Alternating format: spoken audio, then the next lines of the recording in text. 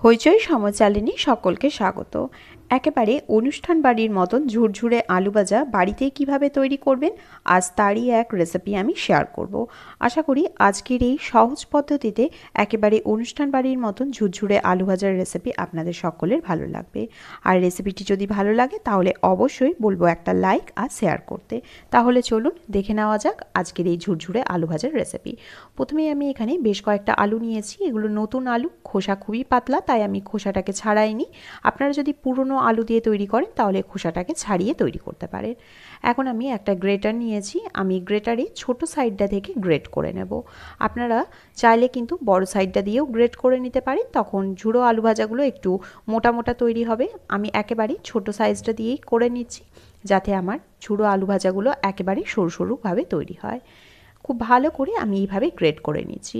আর যখন আলুটাকে গ্রেট করবেন, আলুটাকে কিন্তু চারি সাইড দিকে ঘষা করবেন না। যখনই ঘষবেন ওপর থেকে নিচের দিকে এইভাবে লম্বালম্বি করে ঘষবেন, তাহলে আলু ভাজাগুলো একেবারে লম্বা লম্বা তৈরি হবে। দেখুন আমার আলুগুলো সব গ্রেট করা হয়ে গেছে, আর প্রত্যেকটা আলুই কিন্তু লম্বা লম্বা তৈরি হয়েছে।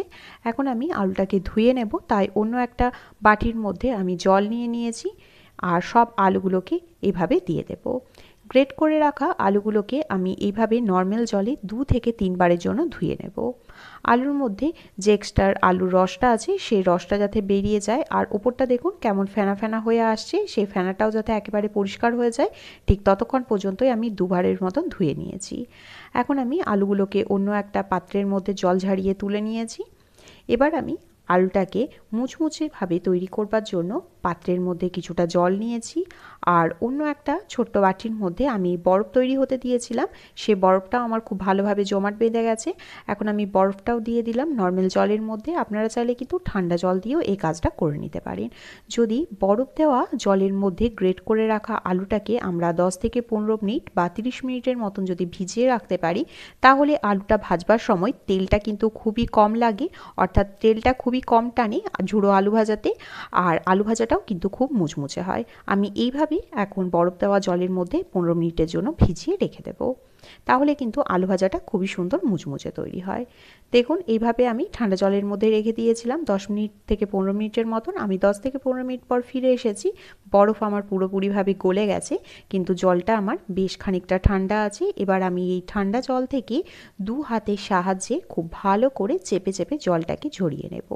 এই কাজটা কিন্তু খুব ভালোভাবেই করতে হবে, গায়ের জোর দিয়ে কিন্তু ভালো করে চেপে চেপে জলটাকে বের করে নিতে হবে। আপনারা চাইলে কিন্তু এইরকম জলটাকে ঝাড়িয়ে একটা শুকনো কাপড়ের ওপর আলুগুলোকে ছড়িয়ে রাখতে পারেন, কিন্তু আমি কোনো রকমভাবেই শুকনো কাপড় বা শুকনো তাওয়ালে বা কোনো কাগজের ওপরই এটাকে ছড়িয়ে রাখছি না। আপনারা চাইলে কিন্তু সে কাজটাও করে নিতে পারেন। এভাবে আমি আলুটাকে ছড়িয়ে রেখে দিলাম 1 থেকে 2 মিনিটের জন্য। অন্যদিকে কড়াই গরম হতে বসিয়েছি, কড়াইয়ের মধ্যে দিয়ে দিচ্ছি সাদা তেল। এই রান্নাটা সাদা তেলে করলেই বেশ ভালো লাগে, আপনারা চাইলে কিন্তু সর্ষে তেলও করে নিতে পারেন। আমি কিছুটা কারি পাতা গরম তেলের মধ্যে দিয়ে দিলাম, তবে এই কাজটা খুবই সাবধানে করবেন। কারি পাতা গরম তেলে দেওয়ার সময় খুব ভালোভাবেই ফাটতে আরম্ভ করে, তাই খুব জেনে বুঝে ধীরে সুস্থে কাজটা করবেন। কারি পাতাগুলো ভাজা হয়ে গেছে, সেটা তুলে নিয়েছি। দিয়ে দিলাম কিছুটা বাদাম আর দিয়ে দিলাম 4টি শুকনো লঙ্কা। বাদাম দিলে ঝুড়ো আলু ভাজার স্বাদটা কিন্তু খুবই ভালো লাগে।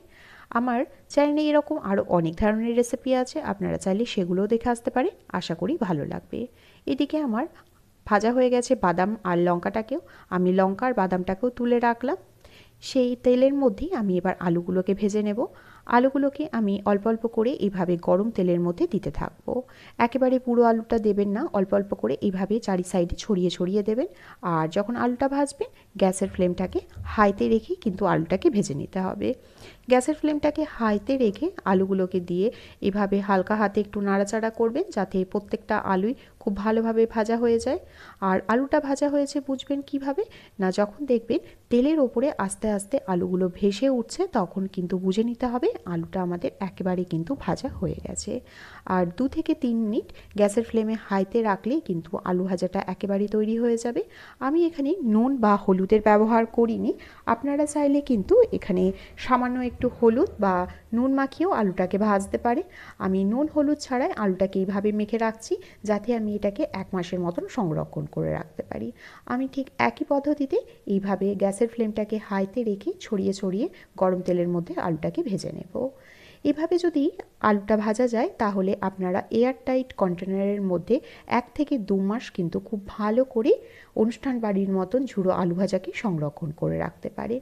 আশা করি আজকের এই সহজ পদ্ধতিতে মুচমুচে অনুষ্ঠান বাড়ির মতন ঝুড়ো আলু ভাজার রেসিপি আপনাদের সকলের ভালো লেগেছে।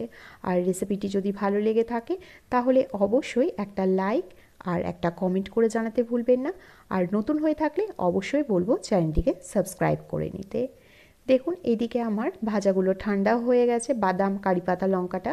এবার আমি ঝুড়ো আলু ভাজাগুলোকে ওপর থেকে দিয়ে দিচ্ছি। ওপর থেকে দেওয়ার সময় আশা করি আপনারা সেটা দেখেই বুঝতে পারছেন কতটা ঝুরঝুরে হয়েছে। আমি তার জন্য হাত দিয়েও কিছুটা ঝুড়ো আলু ভাজা এইভাবে ওপর থেকে ছড়িয়ে দেখালাম। এইভাবেই আমি পুরোটাকে ভালো করে মিশিয়ে নিলাম। এইভাবে যদি ঝুড়ো আলু ভাজা তৈরি করা যায় তাহলে গরম ডাল ভাতের সাথে খেতে কিন্তু অসাধারণ লাগে। আশা করি আজকের রেসিপিটি ভালো লেগেছে। রেসিপিটি ভালো লাগলে অবশ্যই চ্যানেলটিকে সাবস্ক্রাইব করে নেওয়ারও অনুরোধ রইল। ভালো থাকবেন, সুস্থ থাকবেন। অসংখ্য ধন্যবাদ।